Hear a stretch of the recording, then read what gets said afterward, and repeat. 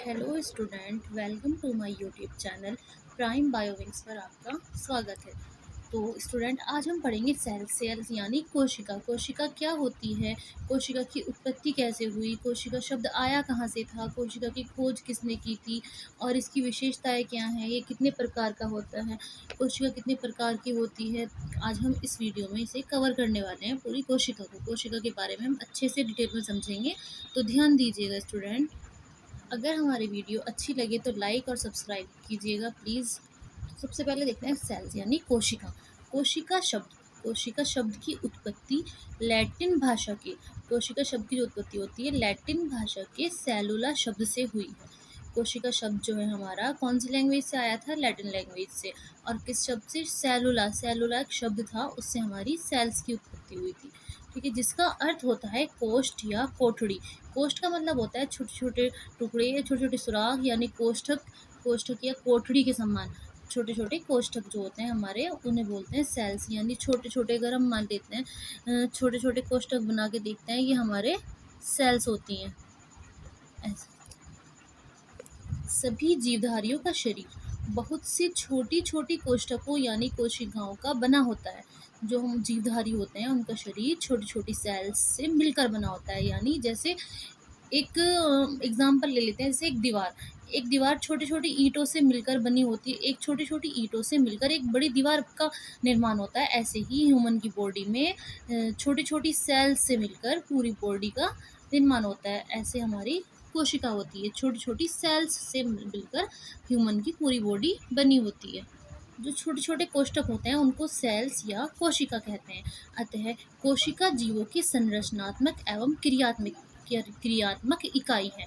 मतलब जो कोशिका होती है, सेल्स जो जीव होते हैं उनकी संरचना यानी स्ट्रक्चर और क्रियात्मक उनकी कार्य करने की एक इकाई होती है।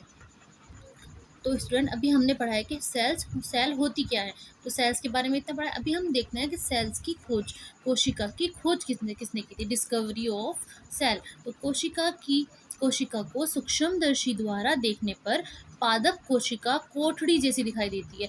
मतलब जो कोशिका होती है सेल, उसको अगर हम माइक्रोस्कोप में देखें, सूक्ष्मदर्शी में देखें, तो हमारी जो कोशिका होती है कोठड़ी के समान दिखाई देती है। तो इंग्लैंड के एक वैज्ञानिक थे, कौन? रॉबर्ट हुक ने 1665 में कॉर्क की पतली काट का सूक्ष्मदर्शी द्वारा अध्ययन किया। मतलब कॉर्क का मतलब होता है एक लकड़ी का टुकड़ा लिया, पतली सी काट करी उसकी कॉर्क को, लकड़ी के टुकड़े को पतला काटा और काटने के बाद उसे सूक्ष्मदर्शी द्वारा यानी माइक्रोस्कोप में रखा। माइक्रोस्कोप में रखने के बाद उसका अध्ययन किया। रॉबर्ट हुक ने जब कॉर्क के टुकड़े से इसका अध्ययन किया तो कॉर्क के काट में पाई जाने वाली संरचना मधुमक्खी के छत्ते के समान छोटे छोटे कोष्ठक दिखाई दिए। मतलब उन्होंने जब उसमें कॉर्क के टुकड़े को काटा और उसे माइक्रोस्कोप में रखा तो उन्हें क्या दिखाई दिया? मधुमक्खी के छत्ते के समान एक छोटे छोटे कोष्ठक यानी छोटे छोटे सुराख दिखाई दिए। इन कोष्ठकों को उन्होंने कोशिका का नाम दिया। जो छोटे छोटे सुराख थे, उनमें होल हो रहे थे, वो हमें क्या दिखाई, उनको क्या दिया उन्होंने? किसने नाम दिया? रॉबर्ट हुक ने कोशिका का नाम दिया। तो हम देखते हैं जैसे ये इन्होंने एक लकड़ी का कॉर्क लिया, ये कॉर्क, उसके अंदर उन्होंने माइक्रोस्कोप में रखा। होता तो बहुत छोटा है, ये सेल्स होती इतनी सी है, लेकिन हमने इसे बड़ा करके दिखाया माइक्रोस्कोप में, जैसा उन्होंने देखा था। माइक्रोस्कोप में रखा और उसमें देखा कि मधुमक्खी के जो छत्ता होता है उसके समान छोटे छोटे हमें कोष्ठक दिखाई दिए। तो ये हो गई हमारी सेल स्ट्रक्चर यानी कोशिका की संरचना। तो चलिए स्टूडेंट, अब देखते हैं हम कोशिका की विशेषताएं, मतलब इनके अंदर फ्यूचर्स इनके होते क्या हैं। कोशिका यानी सेल्स के फ्यूचर्स क्या होते हैं, हमारी विशेषताएं देखते हैं। सभी जीवों का शरीर एक या अनेक कोशिका का बना होता है। जो सभी जीव होते हैं यानी जिनमें जीवन होता है, उनका जो शरीर होता है एक या अनेक कोशिका का बना होता है। कोशिका जीवों की संरचनात्मक एवं क्रियात्मक इकाई है। अभी आपको पीछे बताया था मैंने, कोशिका क्या है? जीवों की संरचनात्मक यानी स्ट्रक्चर और क्रियात्मक भी इकाई होती है हमारी। कोशिका जीवों की उपापचय क्रिया है। कोशिका जीवों की उपापचय क्रिया है। नई कोशिका केवल पूर्णवर्ती कोशिका से विभाजन से बनती है। मतलब नई कोशिका का निर्माण किसी पूर्ववर्ती कोशिका के विभाजन से होता है। सभी जीवों में कोशिका कला का आवरण होता है। मतलब जितने भी जीव होते हैं उनमें क्या होता है? कोशिका कला का एक आवरण होता है। ये है हमारी कोशिका की विशेषताएं। 5 विशेषताएं मोस्ट इम्पोर्टेंट होती हैं। ये शॉर्ट क्वेश्चन में भी कभी कभी आ जाता है, कोशिका की, सेल्स की या कोशिका की हमें क्या बताइए, विशेषताएं बताइए, तो हम इसमें ये क्वेश्चन लिख कर आ सकते हैं। अब आता है हमारा टाइप ऑफ सेल यानी कोशिका के प्रकार। अब कितने प्रकार की होती है कोशिका, वो हम इसमें पढ़ेंगे। जीवधारियों में पाई जाने वाली कोशिकाएं 2 प्रकार की होती हैं, मतलब यानी सेल जो होती है हमारी 2 टाइप की होती है। नंबर 1 प्रोकैरियोटिक सेल, यानी इसमें हिंदी में भी लिखा हुआ है प्रोकैरियोटिक सेल। नंबर 2 होती है यूकैरियोटिक सेल। तो अब हम प्रोकैरियोटिक और यूकैरियोटिक सेल्स को पढ़ेंगे। प्रोकैरियोटिक क्या होती है और यूकैरियोटिक क्या होती है, प्रोकैरियोटिक और यूकैरियोटिक में क्या डिफरेंस है, पहले हम वो पढ़ेंगे। तो स्टूडेंट ध्यान दीजिएगा, ये क्वेश्चन है हमारा प्रोकैरियोटिक एंड यूकैरियोटिक कोशिका में अंतर यानी डिफरेंस। प्रोकैरियोटिक कोशिका में क्या डिफरेंस होता है इन दोनों में, यूकैरियोटिक में क्या होता है, अब हम इसके बारे में पढ़ेंगे। तो प्रोकैरियोटिक कोशिका की जो कोशिका भित्ति होती है सेल वॉल या एमिनो एसिड की बनी होती है। मतलब प्रोकैरियोटिक कोशिका जो होती है उसकी जो कोशिका भित्ति होती है यानी सेल वॉल इसकी एमिनो एसिड की बनी होती है।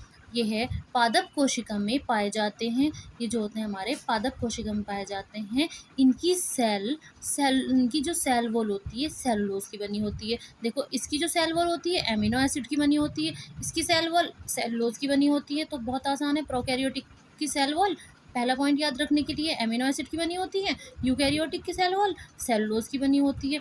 अच्छा देखो नंबर 2 पे आते हैं, ये है 70 इस प्रकार के होते हैं। मतलब जो हमारे होते हैं प्रोकैरियोटिक सेल्स जो होती हैं हमारी 70 प्रकार की होती हैं, और यूकैरियोटिक कितनी प्रकार की होती हैं, 80 प्रकार की होती हैं। ओके, इनके डीएनए में हिस्टोन प्रोटीन नहीं पाया जाता। प्रोकैरियोटिक कोशिका के डीएनए में हिस्टोन प्रोटीन नहीं पाया जाता, यानी हिस्टोन प्रोटीन अब्सेंट होता है। इन यूकैरियोटिक कोशिका के डीएनए में हिस्टोन प्रोटीन पाया जाता है, यानी डीएनए में हिस्टोन प्रोटीन प्रेजेंट होता है। क्या में यूकैरियोटिक कोशिका में इसका अपोजिट होता है इसमें। तो स्टूडेंट हम 4th पॉइंट इसका ध्यान से देखेंगे। प्रोकैरियोटिक कोशिका में माइटोकॉन्ड्रिया, क्लोरोप्लास्ट, एंडोप्लाज्मिक रेटिकुलम, गोल्जिकाई या लाइसोसोम क्या होते हैं, अनुपस्थित होते हैं। मतलब ये सब चीज़ें जो होती हैं प्रोकैरियोटिक कोशिका में, माइटोकॉन्ड्रिया, क्लोरोप्लास्ट, एंडोप्लाज्मिक रेटिकुलम, गोल्जिकाई, लाइसोसोम क्या होती हैं, अब्सेंट होती हैं।